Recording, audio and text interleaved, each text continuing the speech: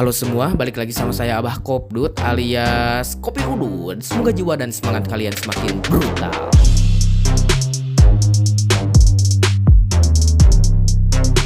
Raja Bajak Laut adalah orang yang memulai era baru. Raja Bajak Laut juga telah membuka banyak jalan atau sebuah misteri bagi dunia. Hanya Raja Bajak Laut atau kru kapalnya saja yang mengetahui seberapa hancurnya dan bagaimana dunia yang sebenarnya. Memang peran Raja Bajak Laut sangatlah penting, namun sang Raja Bajak Laut tersebut memiliki sebuah kekurangan dalam beberapa bidang yang harus ditutupi atau dilengkapi oleh kru kapalnya. Awalnya dunia hanya sebatas jajahan dan bajak laut biasa untuk sebuah kepentingan pribadi atau kelompok. Para penjelajah mengarungi luasnya dan ganasnya lautan demi sebuah kekayaan dan kekuasaan. Namun berbeda dengan Goldie Roger. Roger menyadari sesuatu di perjalanannya bahwa ada yang salah dalam kepemimpinan dunia. Ini semua didukung oleh Voice of Ating dan beberapa penemuan lainnya seperti Rod Poneglyph. Roger memahami ada pesan yang tersampaikan dalam tulisan kuno tersebut dan ingin mengungkapnya. Roger juga sudah melakukan perjalanan ke pulau terakhir dalam peta yang sebelumnya. Namun di sini Roger memahami atau menyadari bahwa pulau terakhir yang berada pada peta miliknya bukanlah pulau terakhir yang sesungguhnya. Di sini kita sudah menyadari bahwa sebenarnya di dunia One Piece banyak sekali pulau yang tidak diketahui atau diinjak oleh manusia. Namun di sini yang jadi permasalahan adalah di sini Roger ingin mengetahui pesan yang disampaikan oleh Rod Poneglyph tersebut. Kita semua sebagai penikmat series One Piece pasti sudah mengetahui ada beberapa hal yang cukup misterius dan bagaimana ini bisa dikaitkan dengan sebuah petunjuk.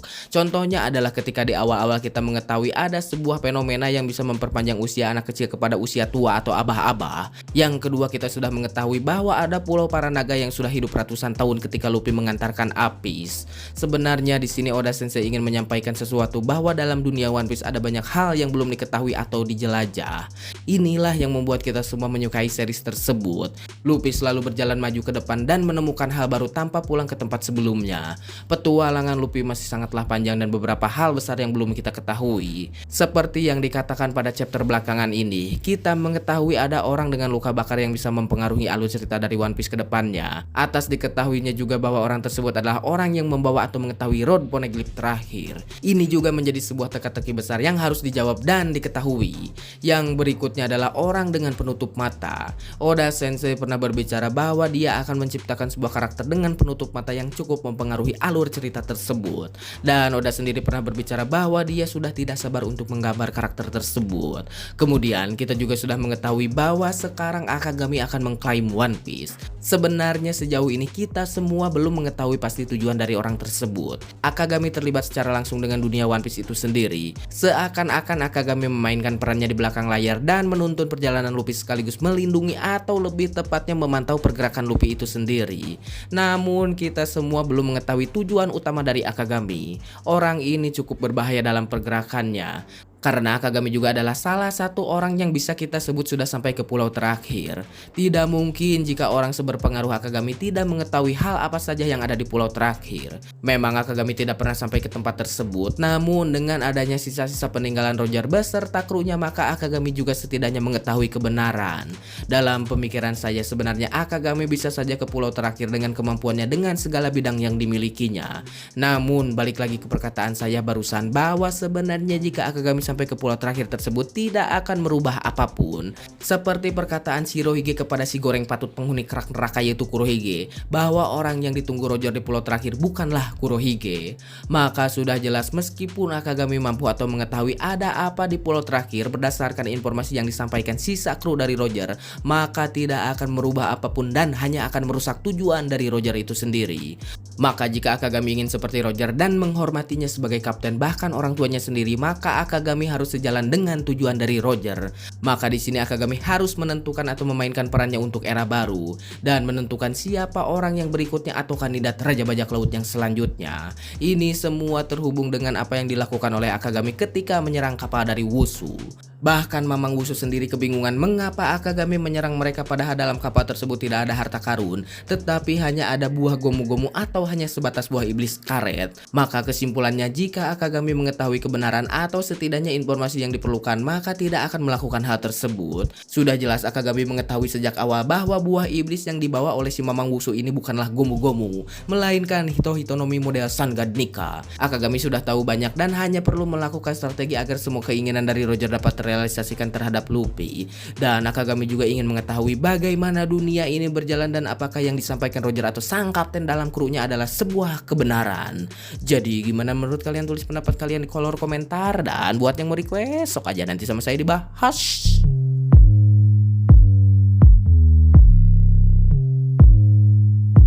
Ya, jadi seperti itulah menurut saya. Kenapa sih saya ngebahas si Roger ini atau perjalanan si Roger ini? Ya memang karena chapternya lagi libur atau ngebahas apa lagi ya.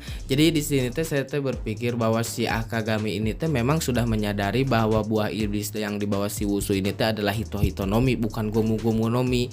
Memang gitu ya, tidak diketahui juga atau tidak ada informasi bahwa si Akagami ini diberitahu sama si Roger atau si Rayleigh dan yang lain-lainnya bahwa di pulau terakhir ada apa gitu ya. Tetapi dalam pemikiran saya kalau misalkan kru si Roger ini mengetahui si Akagami memiliki potensi yang sangat bagus dan sangatlah kuat, dan bahkan sekarang menjadi seorang Yonko juga memiliki harga buronan yang paling tinggi juga, maka potensi si Akagami ini mungkin bisa aja sampai ke pulau terakhir dengan kekuatan, dengan aliansi dan berbagai semacamnya ya. Tetapi menurut saya dengan segala potensi tersebut si Akagami bisa menjadi raja bajak laut dicegah sama kru yang lainnya, atau dengan ya setidaknya si Chopper Gaban atau si Rayleigh itu sendiri yang memberitahu bahwa si Akagami ini kalau misalkan sampai ke pulau terakhir hanya akan sia-sia saja dan tidak akan menemukan apapun dan tidak akan ada manfaatnya. Jadi mungkin dijelaskan sama si Rayleigh dan si Roger mungkin dulu ya seperti apa pulau terakhir Jadi di sini meskipun si Akagami mampu sampai ke pulau terakhir dan menjadi raja bajak laut yang berikutnya setelah si Roger, ya untuk apa gitu ya kalau misalkan si Akagami sampai ke pulau terakhir? Terus jawabannya sama-sama aja seperti yang diucapkan si Roger ketika kembali dari pulau tersebut gitu ya. Jadi intinya di pulau terakhir sebenarnya ada sebuah misi atau menunggu nikah itu sendiri.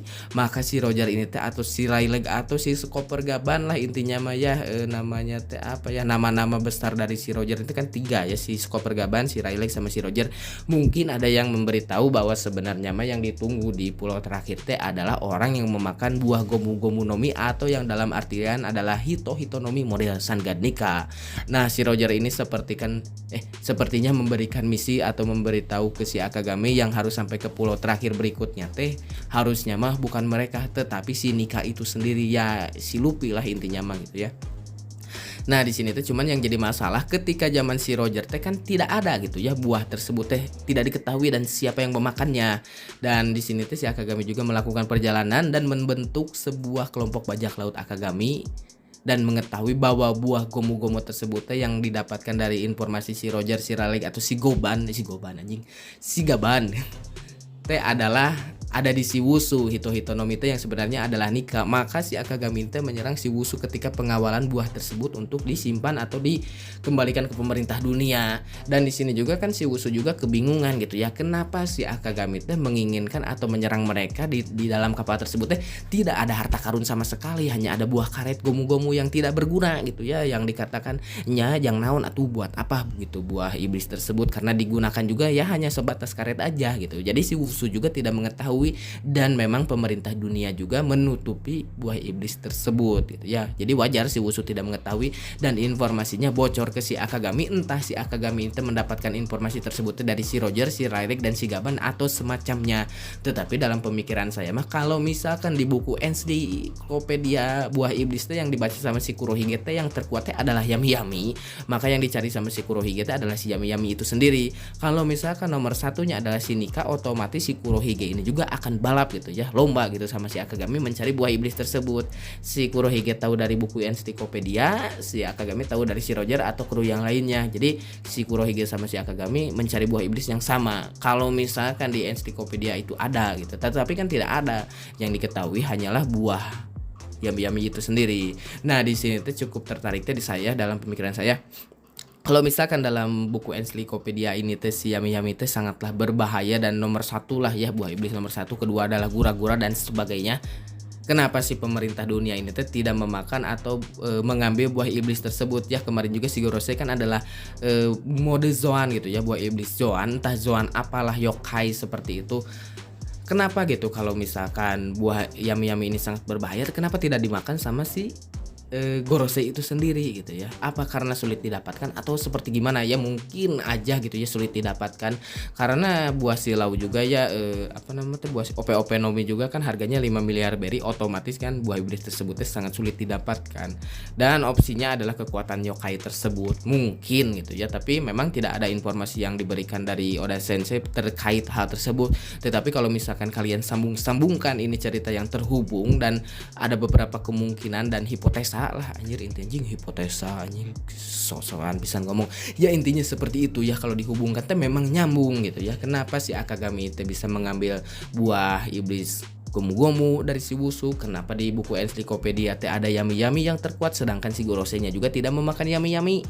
Jok rek kumaha kan dieur ada buah iblis atau kekuatan 4 dewa. Kenapa sih yang lain-lain Gorosei seperti si Imu sama teh tidak memakan buah dewa? Kalau misalkan salah satu dewanya adalah si Loki, terus teh si Nika dan si Im sama tah hiji deui dewana saha gitunya.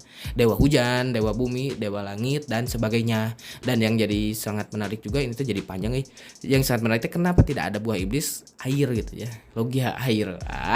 Yang ada teh kan hie nomi, apa namanya teh, magu nomi, pika nomi.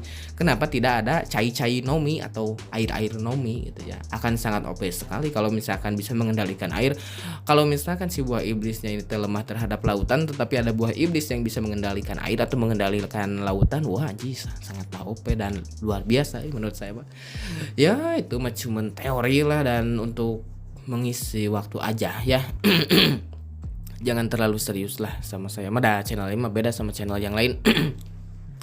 Ngopi ini mah ngobrol One Piece Indonesia. Jadi kalian juga bisa gitu mengungkapkan pendapat atau mau ngasih pembahasan atau nyuruh saya bahas ini bang, boleh aja tulis aja di kolom komentar. Nanti kalau ada waktu sama saya juga dibahas gitu ya.